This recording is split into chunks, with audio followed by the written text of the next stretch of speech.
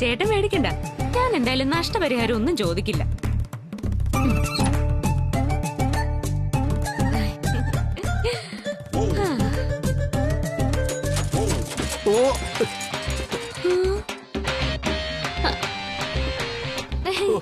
ചേട്ടൻ ടെൻഷൻ അടിക്കണ്ട, ഞാൻ ഇപ്പൊ ശരിയാക്കി തരാം. അയ്യോ എന്റെ പൊന്നു കൊച്ചേ വേണ്ട, നീ പൊയ്ക്കോ, എല്ലാം ഞാൻ ശരിയായിക്കോളാം. നിന്നെ കൊണ്ട് പറ്റുന്ന പണി അല്ലത്. ഈശ്വരാ, എന്നെ കൊണ്ട് പറ്റില്ല ഇയാളും കൂടി പറഞ്ഞല്ലോ. അതെ, എക്കോട്ടത്തിൽ എന്റെ സ്കൂട്ടർ ഉടനെ എടുത്ത് വെച്ചേക്കണേ.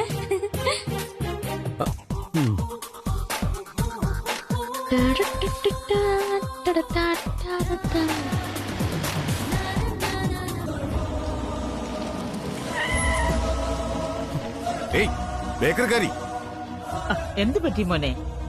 എന്താ നീ ഇങ്ങനെ ദേഷ്യപ്പെടുന്നേ? അമ്മ കണ്ടില്ലേ പൂച്ച കുറുക്കിയാടും പോലെ ആ പെണ്ണ് കുറുക്കിയാടിയത്? പെണ്ണോ? ഏത് പെണ്ണ്? ദേ നോക്ക്, കണ്ടില്ലേ കുണുങ്ങി കുണുങ്ങി പോകുന്നത്? ആ വട്ട് പെണ്ണ്, ബേക്കറിക്കാരി.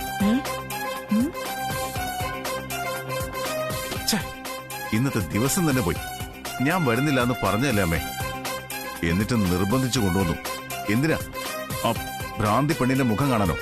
കഷ്ടം. ഇങ്ങനെ ദേഷ്യം പിടിക്കില്ല മോനെ, ഇത് അമ്പലവാ, ദേഷ്യപ്പെടാനുള്ള സ്ഥലമല്ല ഇത്.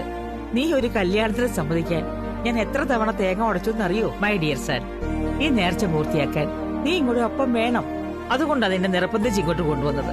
അതുകൊണ്ട് എനിക്ക് ആ അവശഗുണത്തിനെ കാണേണ്ടി വന്നില്ലേ? ആ വൃത്തികെട്ട അസത്തിനെ. മോനെ, ശകുനങ്ങളുടെ ഫലം തീരുമാനിക്കുന്നത് നമ്മളല്ല, ഈശ്വരനാ. ചില ശകുനങ്ങൾ നമ്മുടെ ജീവിതം തന്നെ മാറ്റിമറിച്ചെന്ന് വരാം. ദൈവം നമുക്ക് മുന്നിൽ കൊണ്ടുവരുന്നതെല്ലാം ചില നിമിത്തങ്ങളാ. അതെന്തിനാണെന്ന് ദൈവത്തിന് മാത്രമേ അറിയൂ. കൂൾ ഡൗൺ, കം, നമുക്ക് വണ്ടി പാർക്ക് ചെയ്യാം. Come on dear, come on.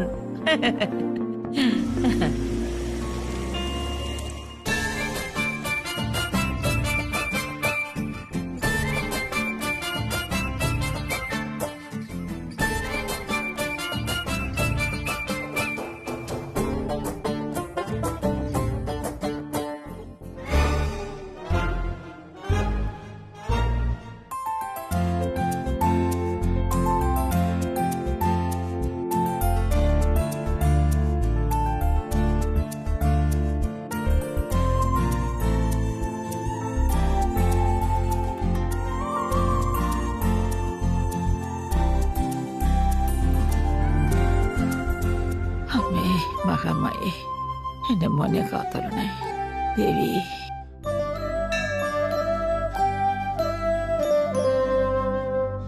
ദേവി, എന്റെ മോനൊരു പെണ്ണിനെ കണ്ടുപിടിച്ച് തരണേ ദേവി.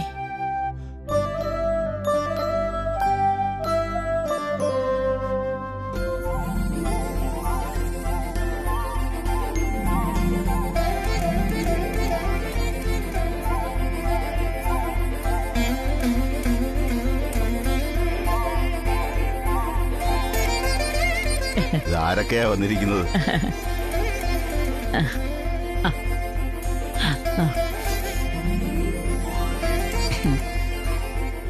എന്നെ ഏൽപ്പിച്ച പൂജയും വഴിപാടും എല്ലാം കൃത്യമായി ചെയ്തിട്ടുണ്ട്. അതിന് ഫലം ഉണ്ടായി തിരുമേനി. അത് പൂർത്തിയാക്കാനാ ഞാൻ എന്റെ മോനെ കൊണ്ട് വന്നത്. ഈശ്വരന്റെ കടാക്ഷം. പ്രദക്ഷിണം ചെയ്തു വന്നോളൂ, അപ്പോഴേക്കും ഞാൻ നാളികേരം പൂജിച്ചു വെച്ചേക്കാം. ശരി തിരുമേനി, വാ മോനെ, നടക്കാം. ദേവി,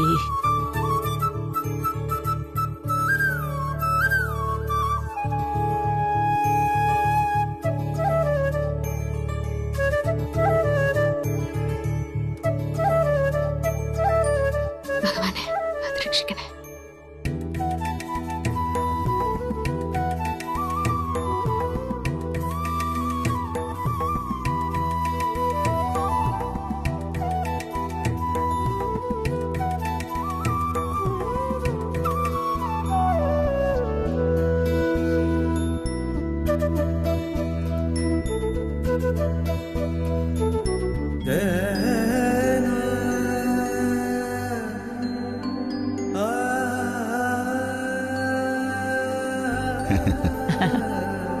വലിയ തിരുമേനി വന്നിട്ടില്ലേ? അപ്പുറത്തെ മുറിയിലുണ്ട്. ആ, ജാതകം എഴുതിക്കാൻ ഒന്ന് രണ്ടുപേര് വന്നിട്ടുണ്ട്. ഇതാ ഈ നാളികേരം കൊണ്ടുപോയി ചുറ്റമ്പലത്തിന് പുറത്ത് ബാലഗണപതിയുടെ മുന്നിൽ ഉടച്ചോളൂ, സർവ്വ വിഘ്നങ്ങളും തീരും. ശരി തിരുമേനി, വാ മോനെ.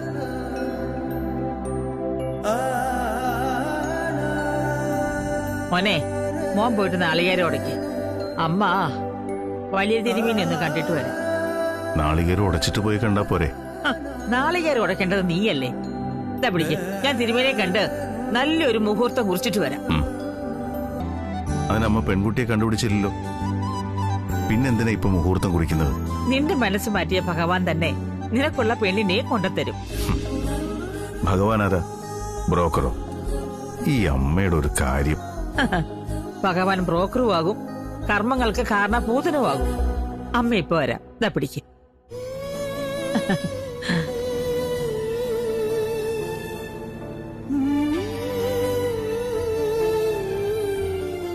വാങ്ങിക്കൊള്ളൂ.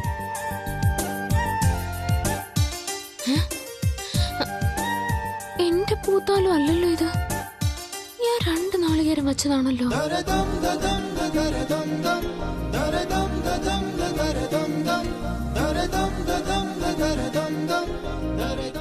കൊള്ളാം ഭഗവാനെ. വന്ന് വന്ന് നീ ഇപ്പൊ തേങ്ങ മോഷണം തുടങ്ങിയോ? ശരി, നിന്റെ ഇഷ്ടം.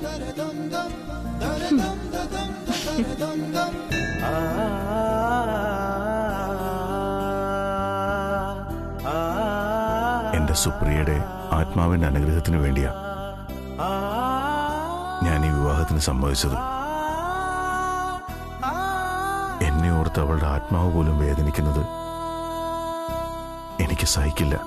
മകനെക്കുറിച്ചുള്ള അമ്മയുടെ ഉത്കണ്ഠ മനസ്സിലാവും. ഒക്കെ നടക്കും. വിവാഹത്തിനുള്ള മുഹൂർത്തം ഭഗവാൻ തന്നെ തീരുമാനിച്ചുകൊള്ളും. ആ സമയം ഞാൻ അമരാവതിയിലേക്ക് വരും. ധൈര്യമായി പൊക്കോളൂ. എന്റെ മകന് ചേർന്നൊരു പെൺകുട്ടിയെ കിട്ടില്ല തിരുമേനി. അതിനൊരു സംശയവും വേണ്ട. ഭഗവാന്റെ തീരുമാനം എന്തോ അത് മാത്രമേ നടക്കൂ. എന്റെ കൃഷ്ണ ഗുരുവായൂരപ്പ. ഭഗവാനെ, ഈ ഓഡീഷനിൽ എനിക്ക് ജയിച്ചേ പറ്റൂ. സീതയുടെ വേഷം ചെയ്ത് എല്ലാവർക്കും മുന്നിലും എനിക്ക് തെളിയിക്കണം എന്നെ കൊണ്ട് എന്തും ചെയ്യാൻ പറ്റുമെന്ന്.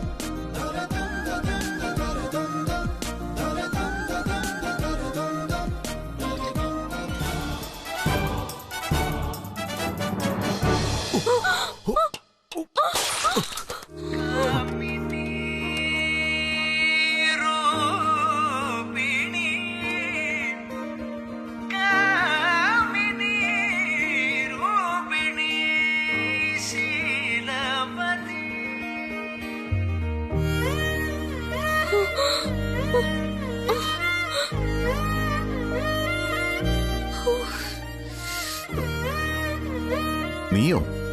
അതെ, ഞാൻ തന്നെ. നീ എന്നെ ശല്യപ്പെടുത്താൻ വേണ്ടി മനഃപൂർവ്വം ഒരിയും കിട്ടി ഇറങ്ങിയാണോ? ഇഡിയറ്റ്.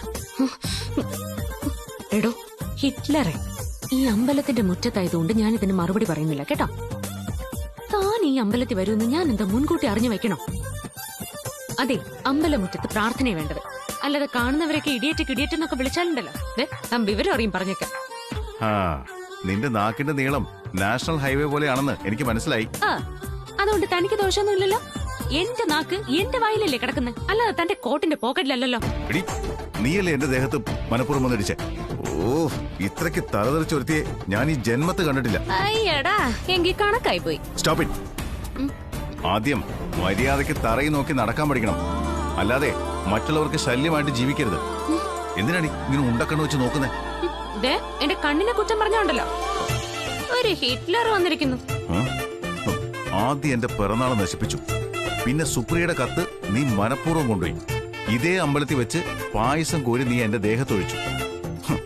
ഇന്ന് തന്നെ ആദ്യം നീ എന്റെ കാറിന് കുറുക്ക് ചാടി, ഇപ്പം മനഃപൂർവ്വം നീ എന്റെ ദേഹത്ത് വന്ന് ഇടിച്ചു.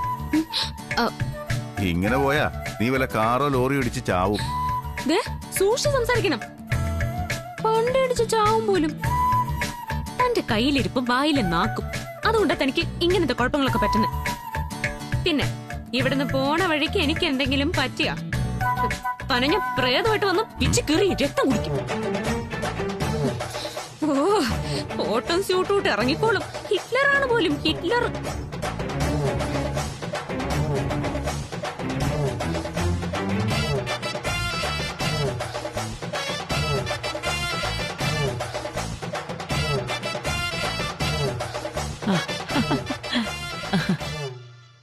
മോനെ, നാളികേരം ഉടച്ചോ? ഉടച്ചു. ഓ ദേവി. കിടക്കുന്നു. ഇവിടെയോ? അതെങ്ങനെ? ആ ഭ്രാന്തി പെണ്ണെല്ലാം നശിപ്പിച്ചു. ആരാ പെണ്ണ്? വേറെ ആരാ? നേരത്തെ കാറിന് മുമ്പിൽ ഒന്ന് കുറുക്കി ചാടിയില്ലേ, ആ കുരങ്ങി തന്നെ.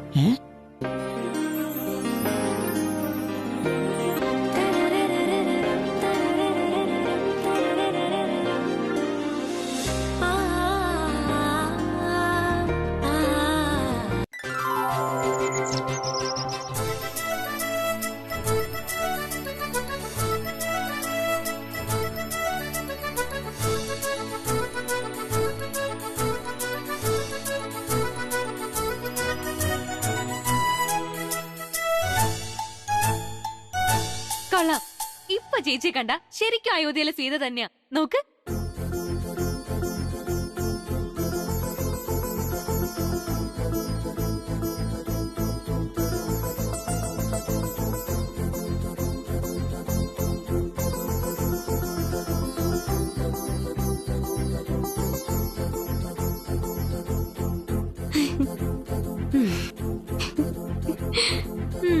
കൊള്ളാം.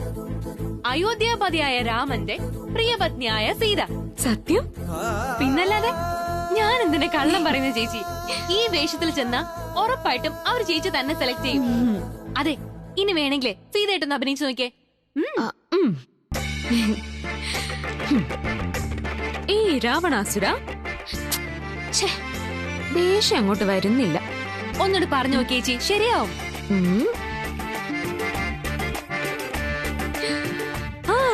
ഒരു വഴിയുണ്ട്. എന്ത് വഴി? ആ ഹിറ്റ്ലറിന്റെ മുഖം ഒന്ന് ഓർത്താ മതി, എനിക്ക് അപ്പൊ ദേഷ്യം വരും. നോക്കട്ടെ. ആ നോക്ക്. ആ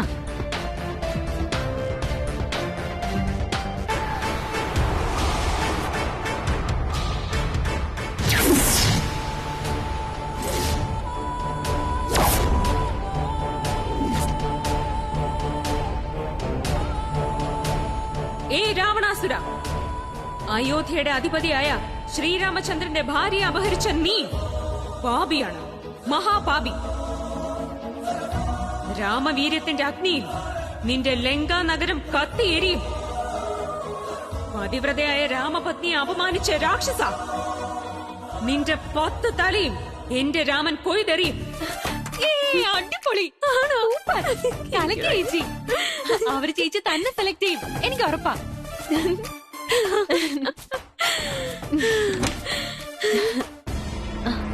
ആ നോക്കമ്മേ, എങ്ങനെയുണ്ട് എന്റെ ചേച്ചിയുടെ സീതാവേഷം? വേഷം കെട്ടി കാണിക്കാൻ ആർക്കും പറ്റും. വീട്ടിൽ മുറിക്കകത്ത് നിന്ന് വായി തോന്നും വിളിച്ചു പറയാനും പറ്റും. പക്ഷെ മറ്റുള്ളവരുടെ മുന്നിൽ ഇതൊക്കെ വേണ്ട വിധം ചെയ്തു കാണിക്കാൻ ഇവളെ കൊണ്ട് ഒരിക്കലും പറ്റില്ല. അങ്ങേ അറ്റത്തെ അബദ്ധങ്ങൾ ചെയ്തു കൂട്ടാൻ ഇവളുടെ കയ്യിലെ മണ്ടത്തരങ്ങൾ തന്നെ ധാരാളം. അതുപോലെയല്ല സിനിമാഭിനയം, അതിന് നല്ല കഴിവ് വേണം. അത് ജന്മം കൊണ്ട് തന്നെ കിട്ടുകയും വേണം. അമ്മ ഇപ്പൊ എന്തിനാ വന്നത്? ചേച്ചി കുറ്റം പറയാനോ അതോ കളിയാക്കാനോ? എന്റെ ചേച്ചി ഒരുപാട് ആഗ്രഹിച്ച് കിട്ടിയത് ഈ ഓഡീഷൻ. അനുഗ്രഹിച്ച് അയക്കേണ്ടതിന് പകരം ഇങ്ങനെ അപമാനിച്ചു വിടരുത്. വേണ്ട മോളെ, മമ്മി പറഞ്ഞോട്ടെ. എന്നാലും എനിക്ക് പിണക്കൊന്നുമില്ല. മമ്മിയുടെ മൂത്ത മോളല്ലേ ഞാൻ. ഇന്നെങ്കിലും എന്നെ ഒന്ന് അനുഗ്രഹിക്കണം.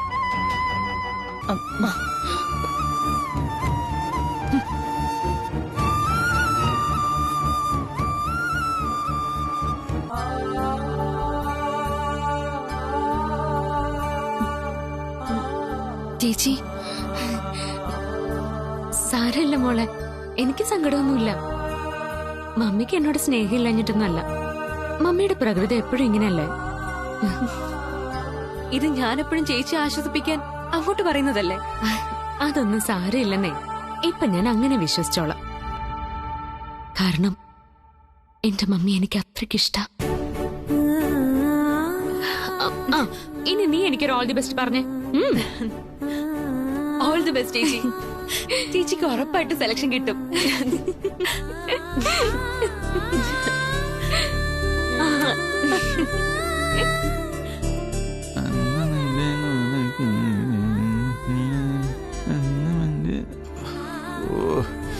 എന്തൊരു ചൂടാ. ആശാലതേ, ആശാലതേ, ആ ശ്രീദേവി, നീ എപ്പ എത്തി? അരമണിക്കൂറായതേ ഉള്ളൂ. അവിടുത്തെ കാര്യങ്ങളൊക്കെ കഴിഞ്ഞോ? കിടപ്പാടം വിറ്റെങ്കിലും കടം തീർത്തു. ഞാനും മക്കളും ആങ്ങളയുടെ വീട്ടിലേക്ക് താമസം മാറ്റി. അല്ല, ചേട്ടൻ പോയത് പച്ചക്കറി വാങ്ങാനാണോ? പിന്നല്ലാതെ പച്ചക്കറി വാങ്ങിക്കാനല്ലേ എന്നെ പറഞ്ഞിട്ടു. എന്നിട്ട് ആശ ചേച്ചി പറഞ്ഞത് മീൻ വാങ്ങാൻ പോയെന്നാണല്ലോ. അതും മറന്നോ? ഓ, ഈ ചേട്ടന്റെ ഒരു മറവി. ഇന്നത്തേക്ക് ഇത് മതി. അച്ഛാ, അച്ഛാ, എങ്ങനെയുണ്ട് ചേച്ചിയുടെ വേഷം? അസലായിട്ടുണ്ട്. ഇതെന്താ മോളെ വേഷം? ചേച്ചി, സീതാദേവിയായിട്ട് സിനിമയിൽ അഭിനയിക്കാൻ പോവാ. എങ്ങനെയുണ്ട് ആന്റി? നന്നായിരിക്കുന്നു. സാക്ഷാൽ സീതയെ പോലെ തന്നെ. അമ്മയുടെ ചേച്ചിയെ അനുഗ്രഹിക്കാൻ പറഞ്ഞപ്പോ അത് ചെയ്യാതെ പോയതാ അമ്മ. മോള് വിഷമിക്കണ്ട. ആദ്യം അമ്മയുടെ ഫോട്ടോയുടെ മുന്നിൽ പോയി അനുഗ്രഹം വാങ്ങി, പിന്നെ മമ്മിയുടെ അനുഗ്രഹം വാ.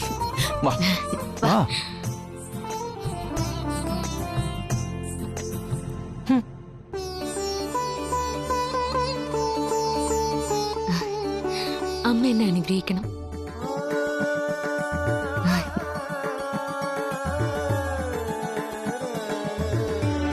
അച്ഛാ,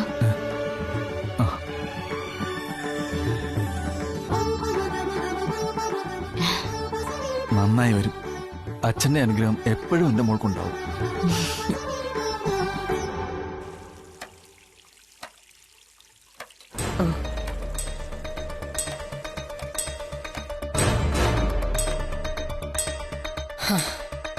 ചേച്ചി അനുഗ്രഹിക്കാത്തതിന്റെ കുറ്റം പറച്ചിൽ അപ്പുറത്ത് നടക്കുന്നേ.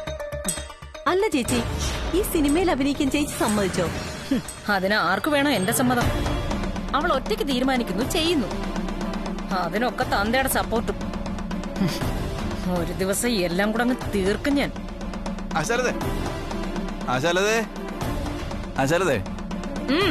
എന്തു വേണം ആശാലതയ്ക്ക്? ജ്യോതിമോൾ അവിടെ ഇറങ്ങാൻ നിൽക്കുക. നിന്റെ അനുഗ്രഹം കിട്ടാതെ എങ്ങനെയാ അവള് പോകുന്നത്? അതിന്റെ ആവശ്യമൊന്നുമില്ല. അച്ഛൻ ഒരു ചാക്ക് അനുഗ്രഹം കൊടുത്ത് വിടുന്നുണ്ടല്ലോ, അത് മതി. അങ്ങനെ പറയല്ലേ ആശാലതേ. നീ പെറ്റതല്ലെങ്കിലും അവള് നിന്നെ കാണുന്നത് സ്വന്തം അമ്മയായിട്ട് തന്നെയല്ലേ. നിനക്കും അതറിയാവുന്നതല്ലേ. എന്നിട്ടും നീ അവളെ ഇങ്ങനെ മാറ്റി നിർത്തുന്നത് ശരിയല്ല. ആശാലതേ, ഞാൻ നിന്നോട് അപേക്ഷിക്കുകയാണ്, അവളെ നീ സങ്കടപ്പെടുത്തി അയക്കരുത്. ശ്രീദേവി, നീ എങ്കിലും അവളെ ഒന്ന് പറഞ്ഞ് മനസ്സിലായിക്കോളൂ. ചേച്ചി വേണ്ട, ആരുടെയും സപ്പോർട്ട് പറച്ചിലൊന്നും വേണ്ട. ഇനി എന്റെ അനുഗ്രഹം കിട്ടാഞ്ഞിട്ട് നിങ്ങളുടെ മോള് വലിയ സിനിമാ നടി ആയില്ല എന്നുള്ള പരാതിയും വേണ്ട.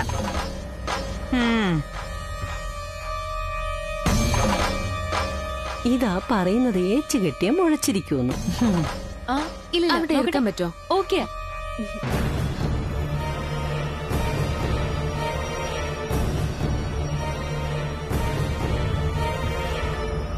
മോളെ, മമ്മിയുടെ കാല് തൊട്ട് അനുഗ്രഹം വാങ്ങിക്കും.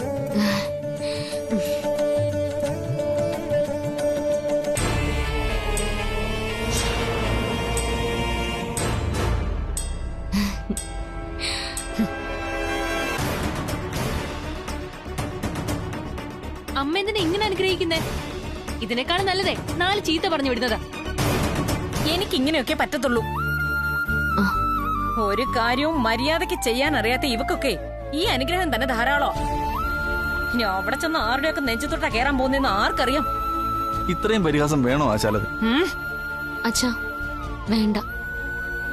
മമ്മി എത്ര വേണമെങ്കിലും പരിഹസിച്ചോട്ടെ, എനിക്കതിൽ വിഷമമൊന്നുമില്ല. മമ്മി ഏതെങ്കിലും ഒരു ദിവസം മമ്മിയുടെ മൂത്ത മോളെ പറ്റി മമ്മി അഭിമാനത്തോടെ സംസാരിക്കും. പെറ്റ വയറും പോറ്റിയ കൈകളും രണ്ടാണെന്ന് ഞാൻ ഒരിക്കലും കരുതിയിട്ടില്ല. മമ്മിയുടെ മോള് തന്നെയാ ഞാൻ. എന്നെ കൊണ്ട് ചെയ്യാൻ പറ്റാത്തതായി ഒന്നുമില്ലെന്ന് ഞാൻ തെളിയിക്കും.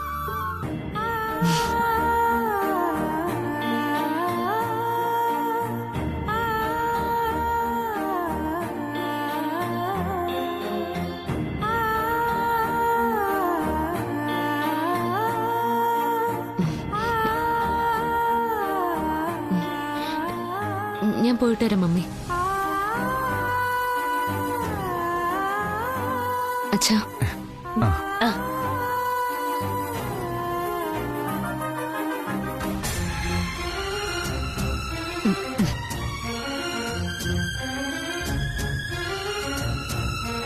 അച്ഛാ? പറഞ്ഞിട്ട് കാര്യമില്ല.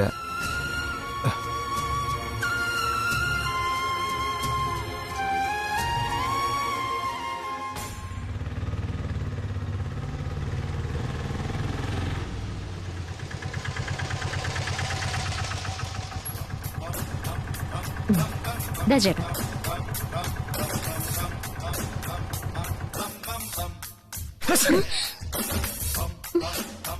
ഈശ്വരാ, അപശകനമാണല്ലോ കേട്ടത്. ഒരു നല്ല കാര്യത്തിന് പോകുമ്പോ തുമ്മാനോ തുമ്മല് കേൾക്കാനോ പാടില്ലെന്നാ പഴമക്കാര് പറയാറ്. കുഴപ്പാവോ? ഇനി ഓരോ സ്റ്റെപ്പും ജാഗ്രതയോടെ വേണം വെക്കാൻ.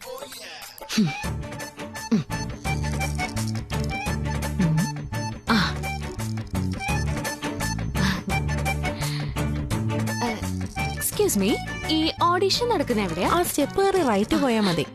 താങ്ക്സ്. ചേച്ചിക്കല്ല, ചേച്ചിയുടെ കൈക്ക്.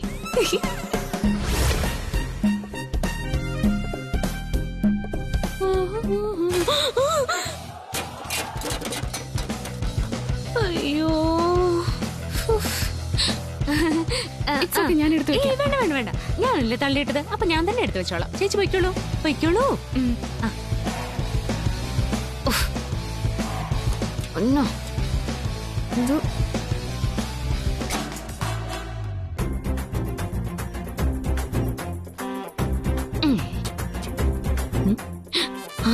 Ramaleela movie audition. ഇതിനല്ലേ ഞാൻ വന്നേ.